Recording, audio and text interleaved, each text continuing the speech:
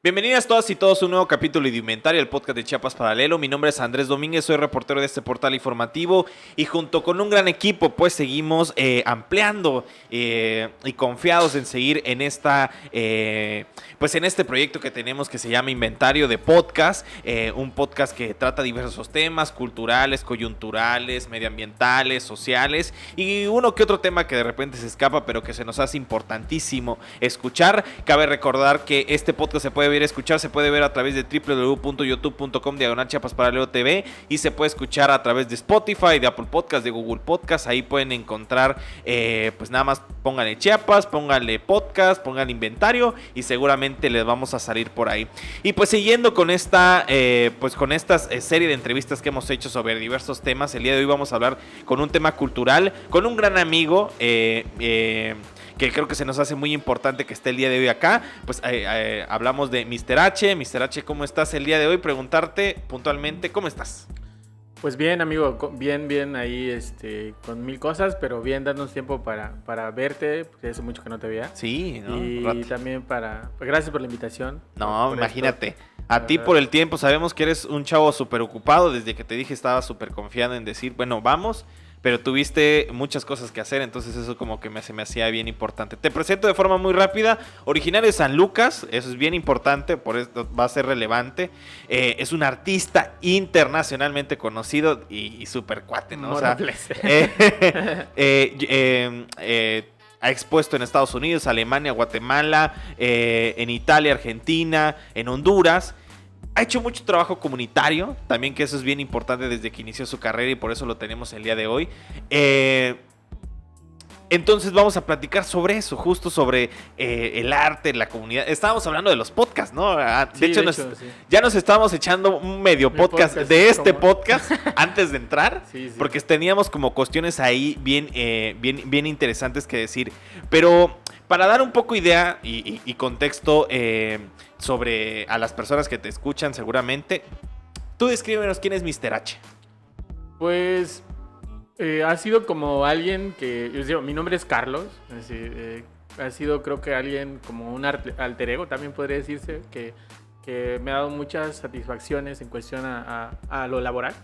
En verdad creo que, o sea, dedicarme a las artes como tal y no poner mi nombre en las firmas o en los catálogos que me ha tocado algunas veces aparecer en algunos.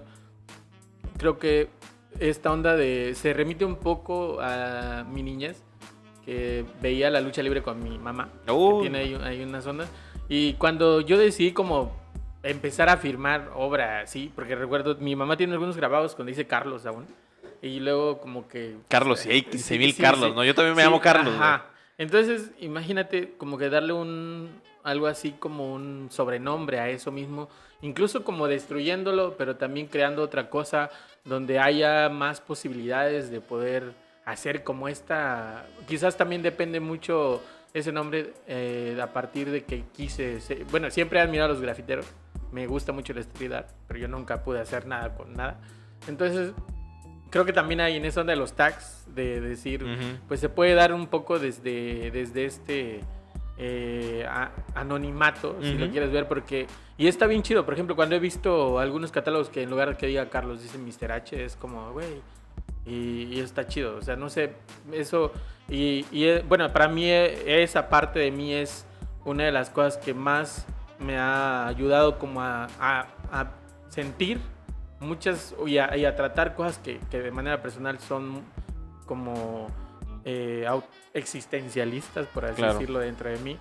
Y también ha sido la parte que me ha llevado a conocer muchas personas, por ejemplo en tu caso, a otras, y creo que si lo podíamos resumir es la creación que me permite disfrutar muchas cosas del arte y lo que me mantiene vivo, por así decirlo. Claro. Sí. Para las personas que de repente te seguimos en Instagram, que somos aficionadas a tu trabajo y conocemos tu trabajo, ¿no? me parece muy importante. Tenemos esta idea de siempre, bueno, en general la sociedad tiene una idea de arte como este tema renacentista, de desnudos, de cuerpos culturales y todo ese rollo, ¿no? Arte es eso, ¿no? O arte es ese elefante que sale de repente, o sea, esa idea de arte, ¿no?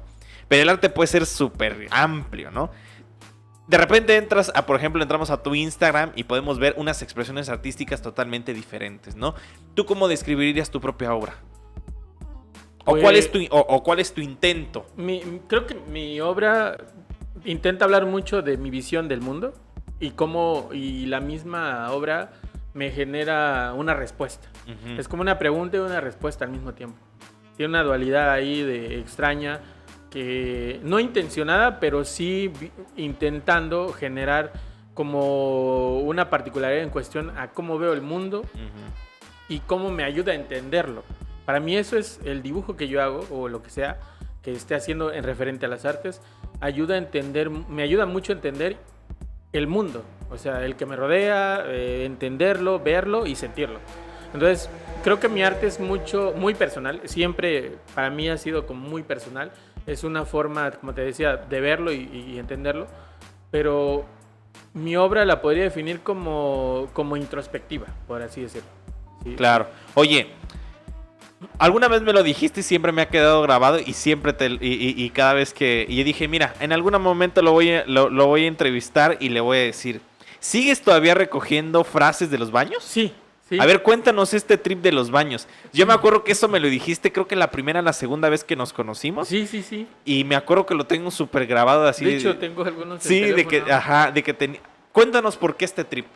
Bueno, nace mucho de la necesidad como te digo, soy bastante fan de la poesía.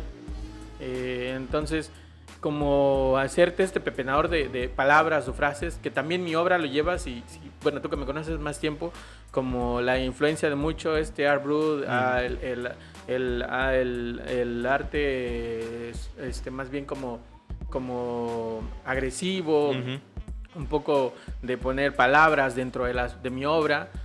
También justo ahora he evolucionado como hacerlo en códigos, uh-huh, o sea, las mismas frases o los mismos dibujos que yo estaba como así mucho más de Art Brut o el neoexpresionismo, por ejemplo, los volví como códigos, uh-huh, pero el afán de también de ver el anonimato, es lo que te decía, tiene mucho que ver también como mi firma, mi obra, tiene que ver mucho con el anonimato de ocupar un espacio.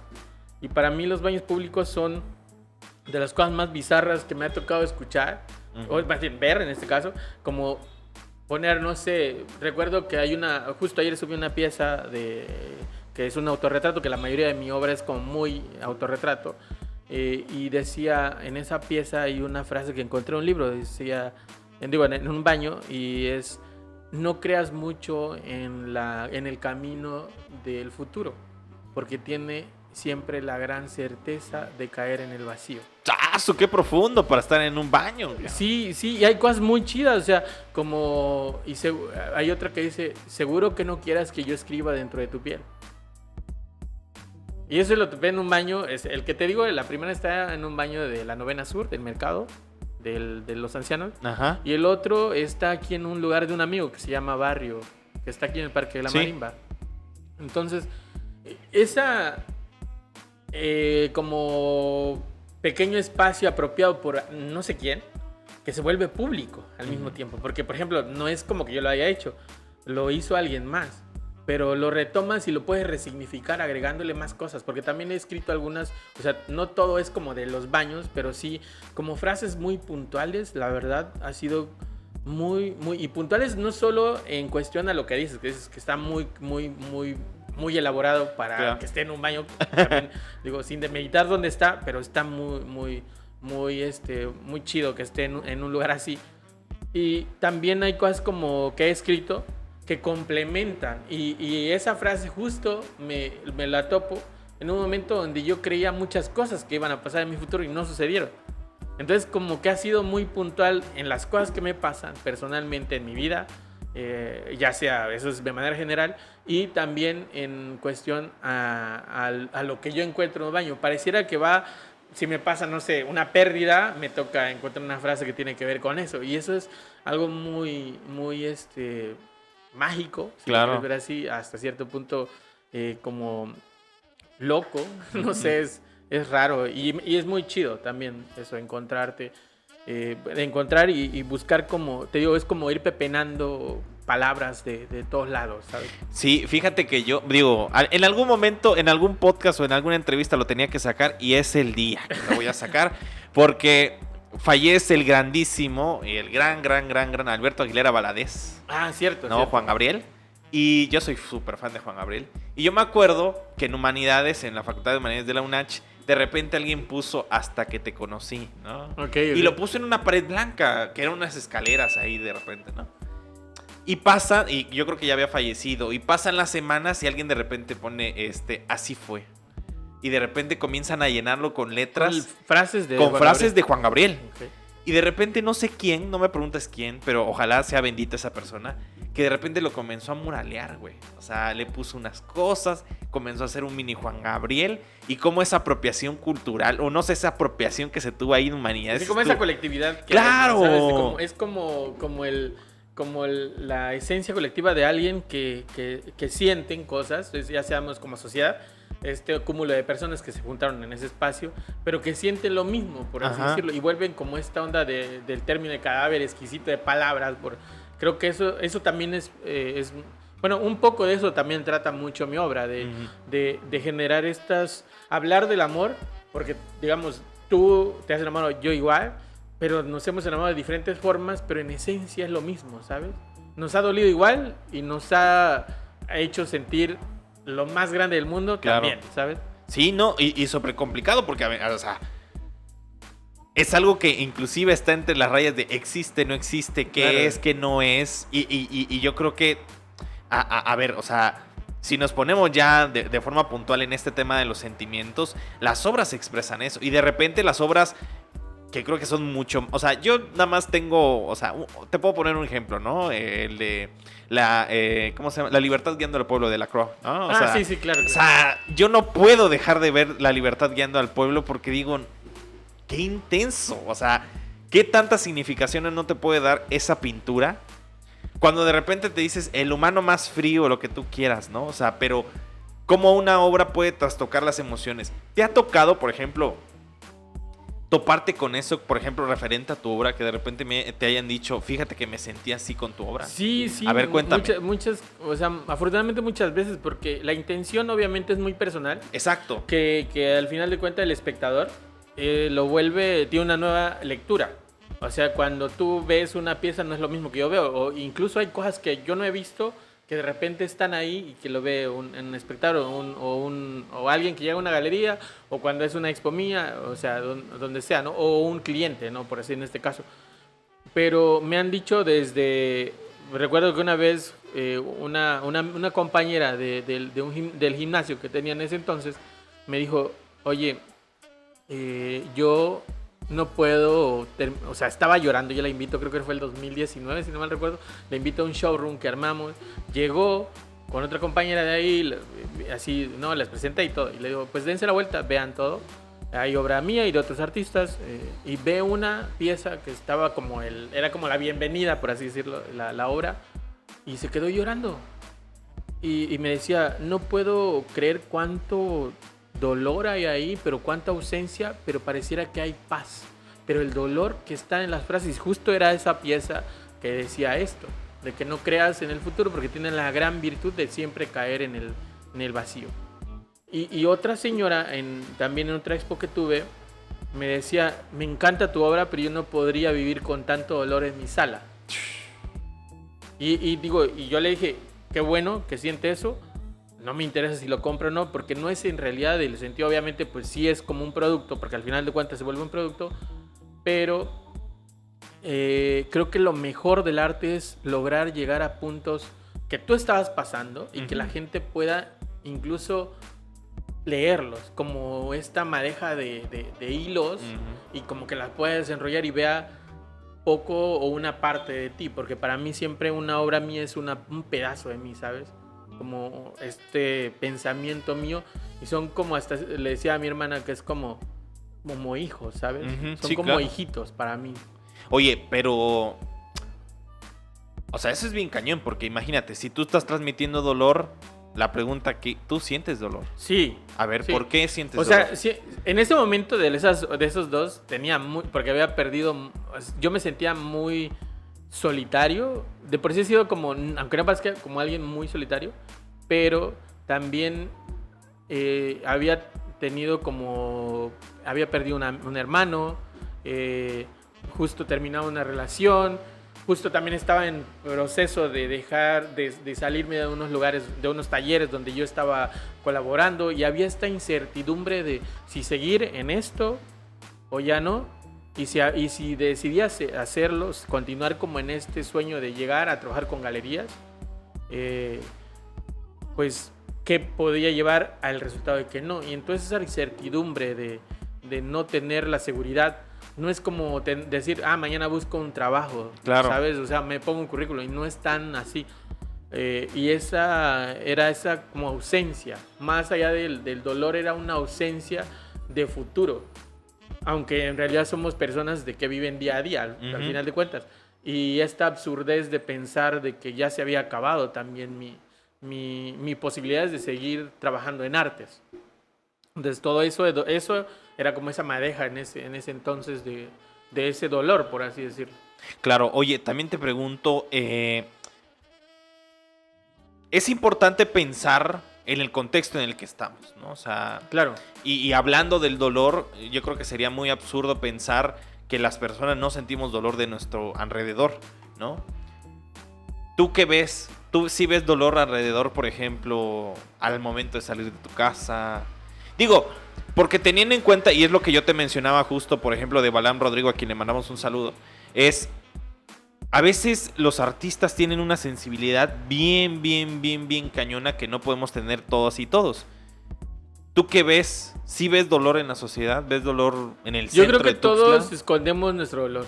Creo que más allá de ver, sí, obviamente sí ves dolor, pero también veo que toda la gente siempre está intentando, socialmente, te condicionan para ocultar tu dolor. Y en un contexto chiapaneco, creces donde llorar o sentir es sinónimo de debilidad. Claro. Y bueno, en mi caso me tocó crecer, fui criado por muchas mujeres. O sea, mi familia, mis hermanos se van a estudiar y se van a otros estados. Y me toca como que me cuidara mi hermana, mi mamá y así. Entonces como que ese punto sensible como que no fue tan cooptado, por así decirlo, o por otras personas, por esta figura, digamos, yo no tengo una figura paternal, tal cual, y como que ese punto te hace sentir más. De hecho, hablando de eso, hace poco hablaba con unos amigos artistas y que están como en un sentido de dolor, y decían, y yo le pregunté, ¿te gustaría dejar de sentir tanto? Y me dice, yo daría todo por no sentir tanto o por ser como los demás que no sienten tanto. Claro. Y es algo que dices, güey, es muy fuerte eso. Que alguien quiera cambiar su forma de ver el mundo por una más light, por así decirlo, es muy fuerte. Porque sí te toca ser como más sensible. O sea, a mí me ha tocado así como sentir muchas cosas que dices, güey, ¿por qué no? Yo siento demasiado esto. ¿Por qué hay veces que pareciera que otros siguen y mientras yo no puedo? ¿Cómo qué? Como, por ejemplo, cuando ves a gente, o cuando ves como este cúmulo de personas que no les interesa más que el protagonismo de sus cosas, como el decir que ayudo, pero lo ayudo como siempre pensando en que digan que lo hago, ¿sabes? Como hago, no sé, voy y corto un árbol y tomo 25,000 fotos de que, bueno, salvo un árbol, en este caso salvo un árbol, le doy algo a alguien y tomo 25 fotos para que los demás sepan, cuando en realidad hacer cosas es solo hacerlas, cambiar y generar como este agente de cambio, ser un agente de cambio que pueda no vivir de los likes, sino vivir más en paz y como generar un cambio en otra persona. Por ejemplo, yo antes creía que el impacto debería ser así, masivo.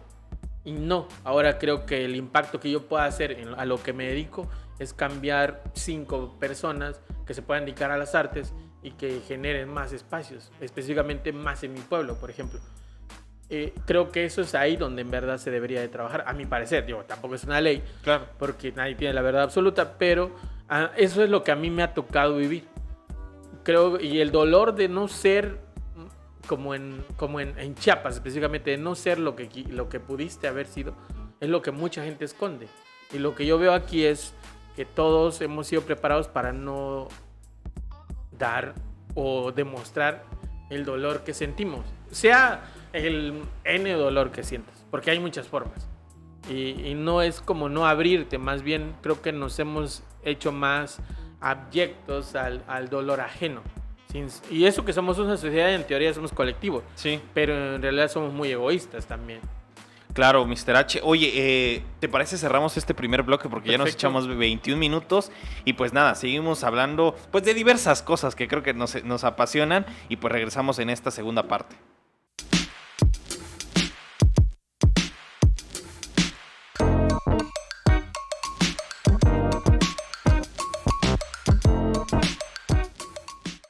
Y regresamos en este segundo bloque hablando con Mr. H de super temas. Oye, primero te pregunto, y creo que se me hacía bien profundo lo que me estabas mencionando de ese rato antes de entrar, es el tema de la migración, ¿no? El tema de la migración.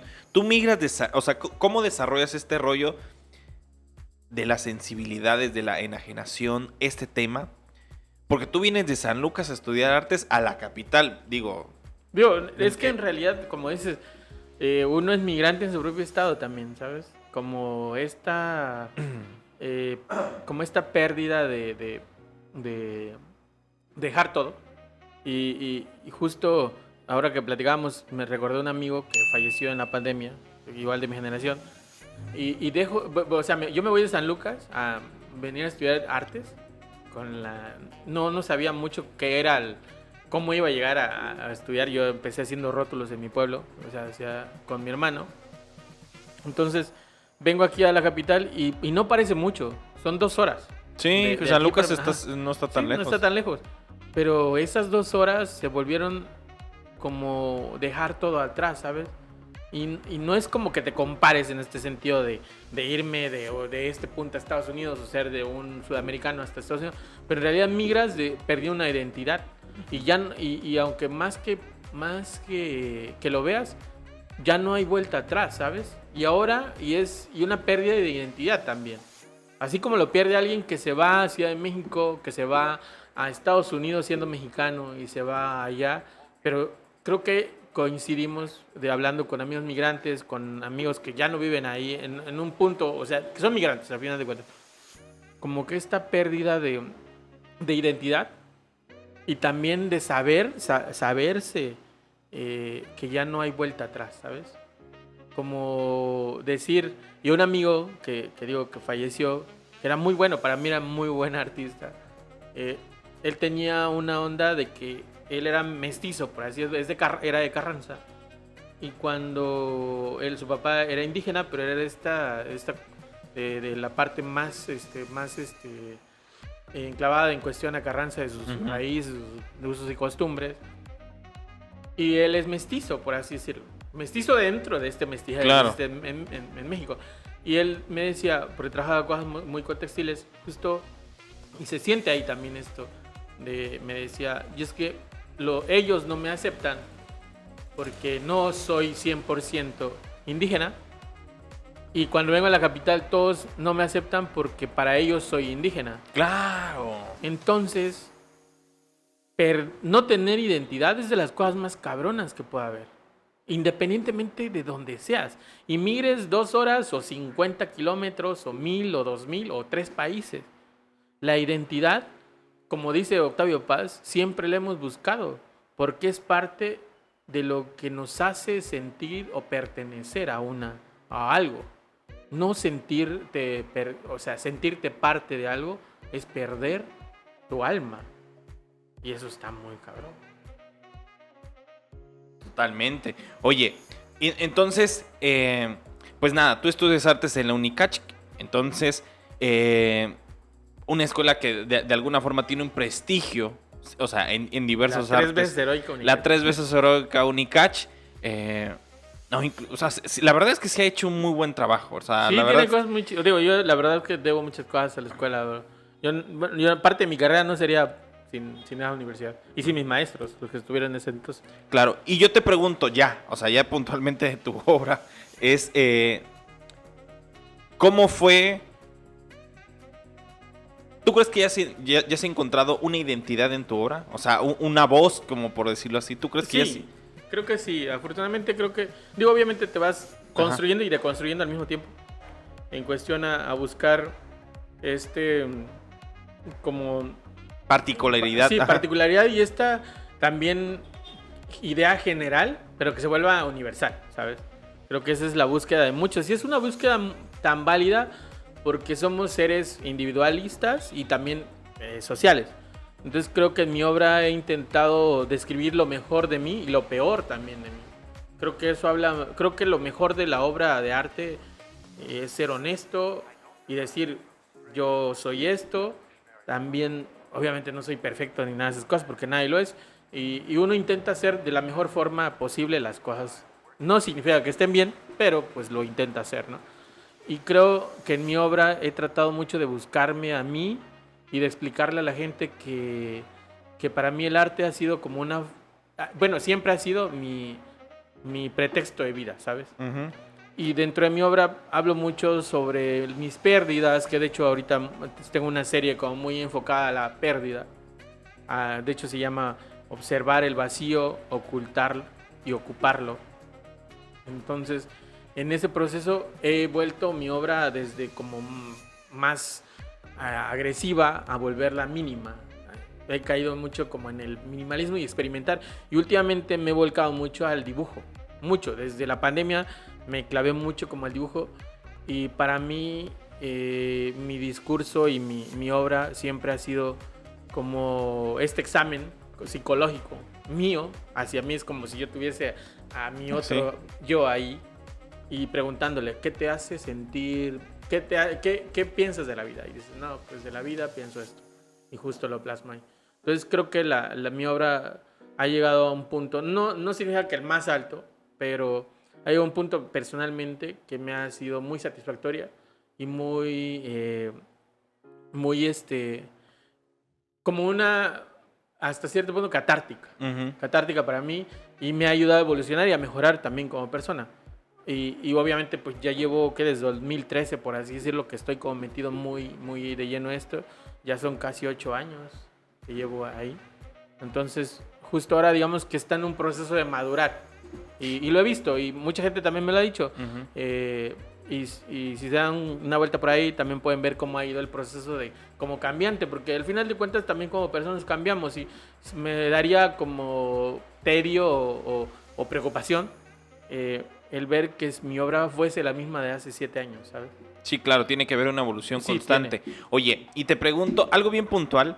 Tú ya cotizas caro, o sea, ya podemos decir que ya cotizas algo... En la bolsa. En la bolsa, no, pero decente sí cotizas, ¿no?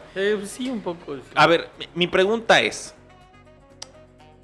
¿cómo llegas a cotizar ya de forma, no sé, yo quiero decir profesional porque ya vives de eso, o sea... Sí, una obra de cuates, yo tengo cuates artistas y de repente me dicen, oye, te lo voy a dar más barato porque eres compa, ¿no? Y dices, bueno, no está, pero para mi bolsillo dices, bueno, no, 5,000 pesos, dices, ¿sabe? Pero tú ya cotizas más elevado. Ahora, ¿cómo llegar a esa suerte?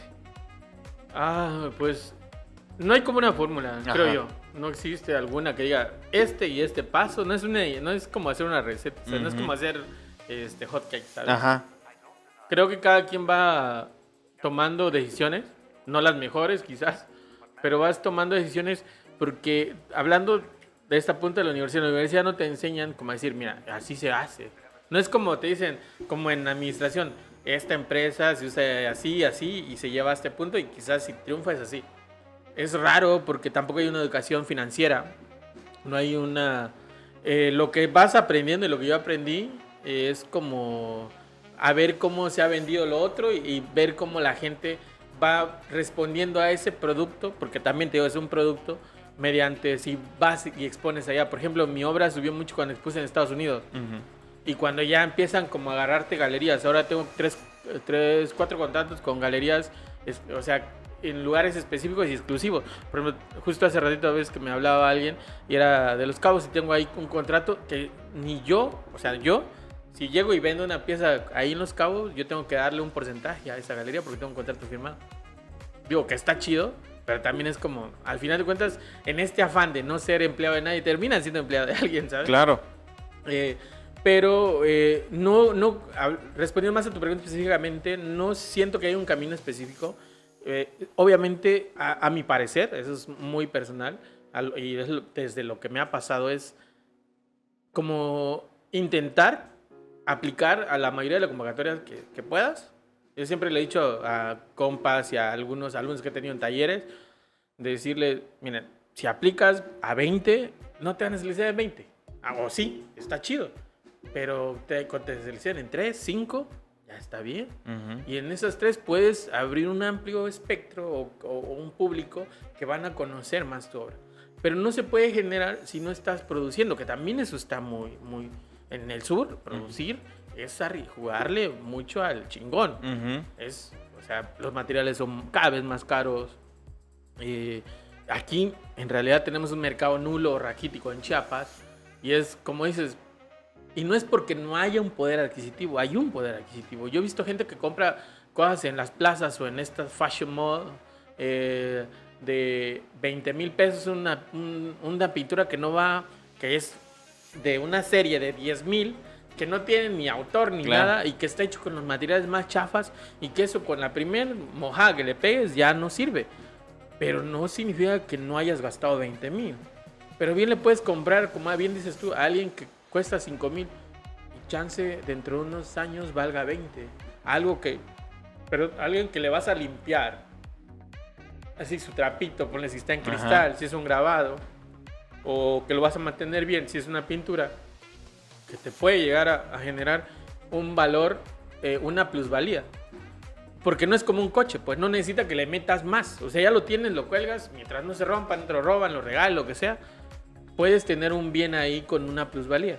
Y como esta visión de poder, de una inversión, yo siempre se lo he dicho así a mucha gente, o sea, véelo como una inversión. Si apuestas 20,000 en una obra de ahí de las plazas, cómprale a 3 artistas de Chiapas de 3,000 pesos y ya generas un mercado.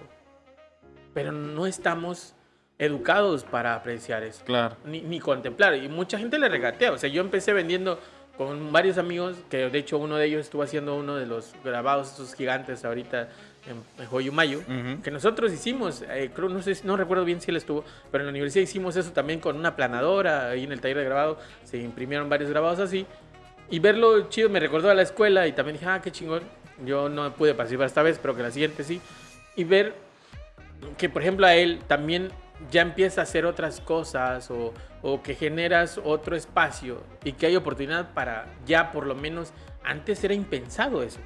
O sea, ¿dónde ibas a pensar que vas a imprimir grabados ahí en Uyumay?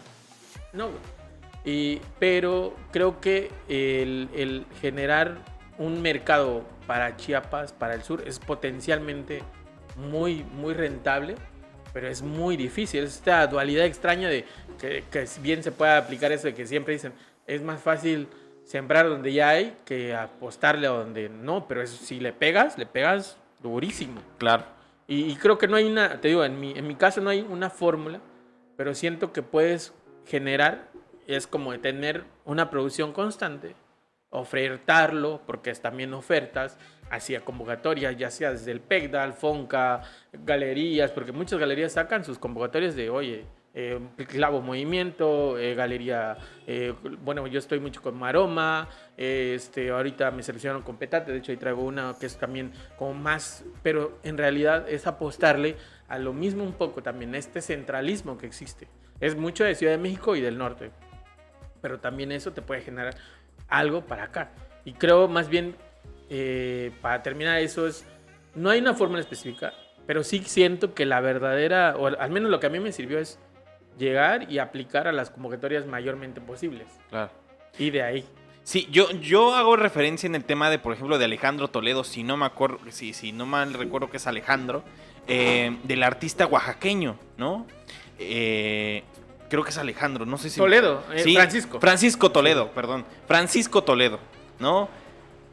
Según tengo entendido y hasta donde pude leer, era el artista más rentable que tenía México. O sea, ¿por qué? No, pero... Era un genio, güey. Era un genio, o sea, pero era impresionante porque yo alguna vez busqué cuando estaba vendiendo y vendía de a 3 cifras, o sea, vendía... Pero la neta lo meritaba. Él es una cosa bastante particular e increíble. Entonces, su público estaba muy afuera. O sea, ese era la idea, pero todo lo que hacía aquí adentro, o sea, por ejemplo, la casa cultural que armó, todo esto, por ejemplo, los papalotes de Ayotzinapa, Que fue lo último, creo. que fue una de las últimas cosas que armó. Que falleciera. No, pero nunca perdió el sentido comunitario. Y yo creo que es algo, antes de ir cerrando, por ejemplo, este segundo bloque, es lo que hablábamos antes de entrar. Y es, ¿por qué si vemos tan oscuro, tan difícil, no sé, tan complicado el panorama, por qué decidimos quedarnos en una tierra que es muy complicada, que es árida, pero que le tenemos esperanza? Mira, creo, bueno, hablando de Toledo, la verdad es que yo soy muy fan de él yo lo respeto mucho, no solo como artista, porque eso es una parte, en realidad él es un monstruo, a mi parecer, en el sur. Es alguien, junto con Tamayo, que hicieron una revolución dentro de las artes, descentrificándolo, o sea, este centralismo que es hegemónico en Ciudad de México y la onda, que en realidad, por ejemplo, el Producto Interno Bruto, ponle de México, el 3.5% se va dedicado a las artes. El 90% de eso se queda en Ciudad de México, nada más. Lo demás se reparte en los estados para ver qué le toca las obras. Por Sí, claro. Entonces, Oaxaca es Oaxaca justo, pues. Olvidarte de Ciudad de México y generar este discurso que quizás haya mucho de día, güey, es que no es el mismo, pero es un discurso, pero Oaxaca es Oaxaca ahora. Independientemente de donde esté ahora, que justo ahorita no siento que no es su mejor momento en cuestión de expresión no artística, siempre ha sido, pero más bien ha sido como muy conformista, por así decirlo ahora, y creo que necesita ya una revolución. Pero creo que es la mayor victoria de Toledo, y por eso es Toledo, y la verdad es alguien gigantesco y increíble, hermosa persona, es esta forma de generar una ruptura dentro de la ruptura. Desde romper el arte moderno, el arte de que decías, de hacer desnudos y parte mimética que también es de las artes, pero no es solo eso arte, ¿sabes? Decirle a otras cosas, desde hablar desde tu perspectiva como muy, muy de local y volverlo universal. Entonces, creo que eso es una de las cosas más importantes dentro del arte oaxaqueño y del sur. Porque Oaxaca ahora se cocina aparte. Claro. No, ahora vas a Oaxaca y es Oaxaca. No es Chiapas en el sur, solo es... O sea, Ciudad de México voltea a ver a Oaxaca. No a los otros estados. Ni a Mérida. Que tiene un poder adquisitivo alto, pero no es alguien que sea de... Oigan, que diga, pum, ponga la mano sobre la mesa. No es así. Oaxaca sí. Y ha sido por este proceso de irte, pero también de crear cosas aquí. Justo lo que te digo, yo soy un fiel creyente de eso. Y dentro de mi proceso ha sido como irme sin irme, por así decirlo, y empezar a invertir aquí, a generar cosas aquí. No intentando ser Toledo, porque eso es imposible, sino replicar ciertas ideas de ellos. Sí. Porque, como te decía, creo que es mucho más fácil irte a Ciudad de México y vivir o en Monterrey, o en Ciudad de México, o Guadalajara, que ahora hay un auge muy grande en Guadalajara, que quedarte donde nadie le ha apostado. Y creo yo más en ese punto, en apostarle aquí, a Chiapas. No sé si me alcance la vida, ni siquiera soy salvador de nada, solo creo en que podemos hacer, y si nos juntáramos más los artistas que somos de acá, y dejáramos más el ego atrás, podría ser algo muy chingón. Uh-huh. Generar espacios, o sea, intervenciones. Así, o comprar un lugar, crear un lugar, construir un lugar para las artes. no para tu ego, no para tu nombre, sino para los demás. Para que al que venga no le toque vender de a 50 o no comer por apostarle a producir o no tener para renta o definitivamente dejar las artes porque no dejan. Creo que eso es mucho más importante que el ego, güey. Y si se dejara eso atrás, seríamos mucho más productivos y mucho más beneficiosos. Como no ver de inmediato, sino ver a futuro. Sin decir, es que quiero que se llame aquí como yo. No, que sea, no sé, el lugar de las artes de Chiapas. Y eso, el tiempo se va a encargar de poner a todos en su lugar. Y eso Claro. está chido, ¿sabes? Creo más en eso, en ese sentido. Pero es muy difícil a veces aquí en Chiapas. Sí, definitivamente, no. Y parezco disco rayado, pero sí, yo creo que a México sí le falta. Bueno, en general, a México le faltan un chingo de oportunidades nuevamente, o sea. Y lo mencionábamos en el último capítulo, ¿no? Como una oportunidad, como un aliciente puede cambiar totalmente tu vida, ¿no? Estaba, por ejemplo, viendo hace poco. Y digo, para cerrar ya esta parte, es, por ejemplo, en San Cristóbal, lo de la Casa de la Cultura Norte, por ejemplo, que Claro, me invitaron a reportear, por ejemplo, cómo lo estaban aperturando. Y cómo la zona norte ha sido cooptada por el narcomenudeo, por estos grupos, y digo, de eso podemos hablar mucho. Pero lo que, a la reflexión interna que llegué es cómo este espacio es el único que le tiene respeto a la comunidad. O sea, la comunidad es como lo decir. En la Casa de la Cultura no. Y la gente, y me decían a los chicos que pude entrevistar, les decían, es que si mucha gente se diera cuenta que las artes también te pueden ayudar. Salvan. Ajá. A desfogar esos sentimientos de enojo, esos sentimientos que tenemos, seguramente podremos cambiar muchas cosas, ¿no? Pero entonces cerramos esta segunda parte, si te parece, Mr. H, para regresar y terminar con este humilde podcast. Perfecto.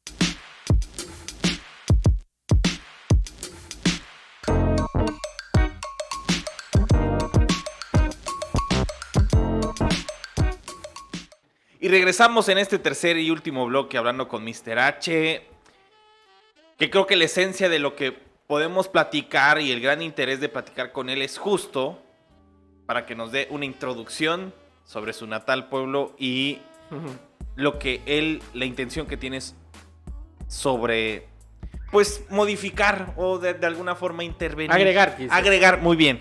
Ese es el término correcto.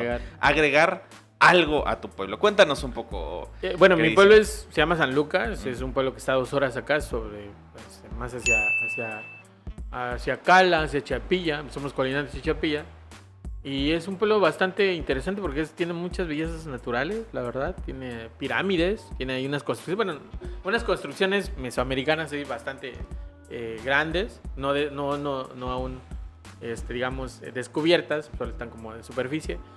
Y pues es un pueblo donde brilla mucho la música de viento, que yo aprendí a tocar el clarinete a los 6 años, 7 años, por eso. Y bueno, tiene 2, 3 personajes ilustres. A ver, cuenta. Mi maestro de música, que era don Juan López Zúñiga, el abuelo de un primo que se llama maestro Luis Penagos, si no me recuerdo, y uno de mis bisabuelos, si no me recuerdo. Pero ninguno ha sido como enfocado, solo uno que era músico. Y en mi familia no ha sido como la grande arte, más bien yo vengo de familia campesina, donde sembramos maíz, tenemos uso de razón y que podemos agarrar el asadón y la barreta que le llamamos allá. Pero pues el pueblo es muy bonito, que la verdad los invito a que vayan a visitarlo. Ahora cae más gente porque hicieron un centro ahí ecoturístico bastante bueno ahí con el presidente. Y es muy bueno. Justo por ahí, hablando de eso, por ahí compré un terreno para hacer una casa de las artes. Que obviamente no va a llevar mi nombre porque te digo... pero... La primera encomienda es que no lleve mi nombre. Sí, y fíjate, bueno, hablando de eso, también hay una cosa que ando haciendo de cerveza ahí. Ando haciendo cerveza artesanal para quien se quiera comprarme y hacer. Imagínate. Sí, desde ahí del manantial del pueblo y con frutos de ahí. La verdad ha estado chida, ahí los voy a traer, se me olvidó traer hoy.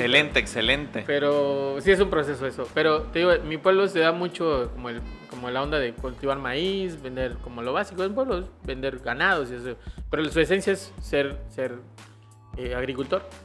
Y te digo, enfocado a esto, como agregar cosas a las artes, pues justo lo que hablamos en la anterior pausa, era esto de intentar replicar cosas, porque las ideas también están para eso, para replicarlas. Si funcionan en un lado, porque no pueden funcionar en otro. Sobre Imagínate, todo este podcast. Claro, pues todos, digo, los podcasts tienen una esencia. Y es como hablar de esta perspectiva del mundo, ¿no? Pero hablando de eso, intentando, porque te digo, siendo fan, porque uno crece siendo, mi obra está influenciada por Basquiat, por Dufet, y uno no puede, como que uno llega al mundo sin saber nada y va agarrando cosas que le interesan y se vuelve un cadáver de otros pensamientos y se genera así. Entonces, replicando estas ideas, ahí decidí hacer unas cosas en un terreno y empezar a construir una casa en San Lucas para las artes. Es un show también hacer eso. Pero también creyendo en esto de cambiar lo que te decía, de cambiar. Ya no me interesa cambiar el mundo, me interesa que en ese era como más joven, hace 10 años. Yo tenía 21 años, 22 años. Ahora es como cambiar 2, 3 perspectivas, porque a mí, la verdad, me ha ayudado como ver las artes y entenderla, te da una perspectiva bien cabrona del mundo, te da otra lectura del mundo. Y si yo le puedo hacer eso a 2, 3 personas, como en el sentido de que vean con otros ojos desde esta sensación de la sociedad sanluqueña, por decirlo, como esta especie de abducción alienígena, claro, que los lleve a otras ideas, me parece muy bien. Sobre todo como decía, no sé, en la película esta de Odisea en el espacio, donde cae una barra y le empiezan a tirar así como algo extraño, a tirarlo porque es extraño. No es nuevo esa idea, pero ahí sí puede funcionar porque es extraña. Entonces para mí funciona así. O sea, no es la primera vez que se construye un espacio. Ya lo han hecho muchas personas, pero para mi pueblo sí. Entonces me interesa eso. Como romper ese punto donde digan, en mi pueblo no existe una casa de cultura. Entonces romper esa visión de qué puedes dar, qué puedes generar. Y pues te digo, a raíz de eso empecé como a construir, con ayuda de muchos amigos también, un espacio para artes en mi pueblo. ¿Por qué en mi pueblo? Porque de ahí soy, porque pues puedo, ¿no? Claro, y porque ahí está el terreno. Oye, te pregunto algo bien profundo e interesante. ¿Tú qué identificas en esa juventud, en esos niños, niñas y adolescentes de San Lucas? ¿Tú qué identificas en ellos? Pues en toda la banda... Porque, a ver, porque tú te desprendes también de ahí, sí, los claro, conoces totalmente. muy bien, ¿no? Inclusive nosotros, por ejemplo, yo que siempre soy del barrio Bravo de la Albania, que siempre lo estoy replicando mi Albania, pues no es el mismo el que vive en la Albania que el que vive en las granjas. No, claro. Y estamos a 25, 20 minutos, o sea... Pero es diferente, pero es esa onda que decíamos de identidad, ¿no? Exacto. Entonces, ¿tú cómo identificas, o sea, a ciencia cierta, a estos jóvenes sanluqueños?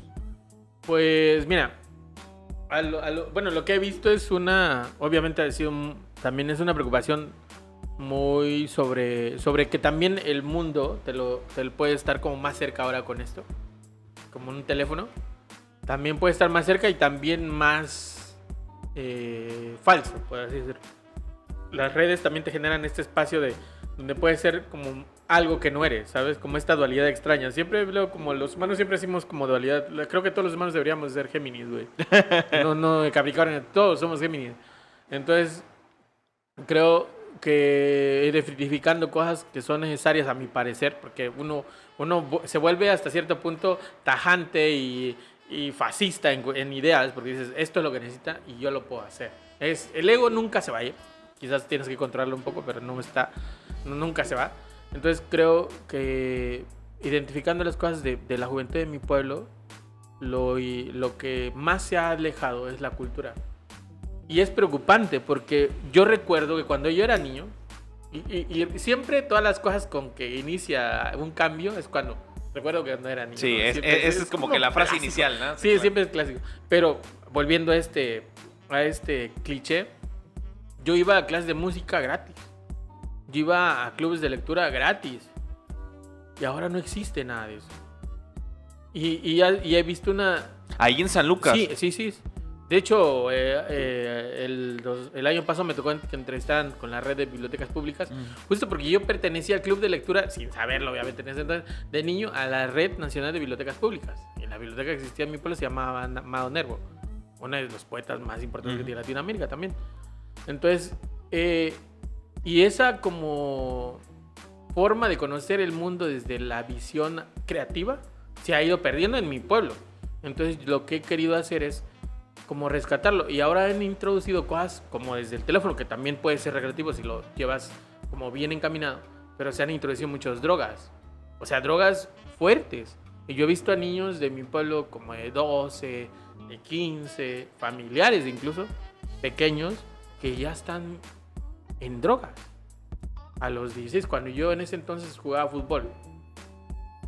Y eso es preocupante, porque destruyes un proceso de crecimiento y de conocimiento a un... Digamos que le quitas la oportunidad de percibir un mundo más real a alguien que es solo por venderle algo que es completamente drogas. Pues. Claro. Entonces, cortar eso se me hace las cosas más viles del mundo. Cortar la posibilidad de que alguien pueda irse de ahí, pueda ver otras cosas, pueda platicar con otras personas, incluso conocer otras personas de otros países, se me hace muy vil. Entonces, te digo, yo no quiero ser salvador de nada, pero como a mí me tocó, y como alguna vez me dijeron mis maestros, pues te damos la oportunidad a ti, lo único que se necesita es que tú sigas la bolita, no sigas la cadena, y tú generar algo para otro que pueda irse. Claro. Entonces, eso me quedó muy clavado. Me quedó así como muy presente, y a raíz de eso he intentado hacer como ciertas cosas donde a mi parecer, igual y puede estar equivocado, pueda ayudar a ver, a darle otra perspectiva, otra visión a un niño, a un joven, a un chavo de 10, 12 años, a un niño, pues. Sí, y en un momento en el que están explorando, en un momento sí, que en un están momento conociendo. que estás explorando el mundo, güey. O sea, aunque sea San Lucas, tu mundo, güey. Pero es un mundo. Sí, y ahora claro. con esto es mucho más fácil acceder a ciertos conocimientos y a ciertas cosas. Que antes yo no tenía, obviamente. Digo, cuando tú y yo éramos niños, no existía esto. No. Pero ahora sí. Digo, y creo que he detectado, digo, lo que yo he visto y mi preocupación desde muy particular, porque también tengo sobrinos, tengo, en algún punto voy a tener hijos, no sé.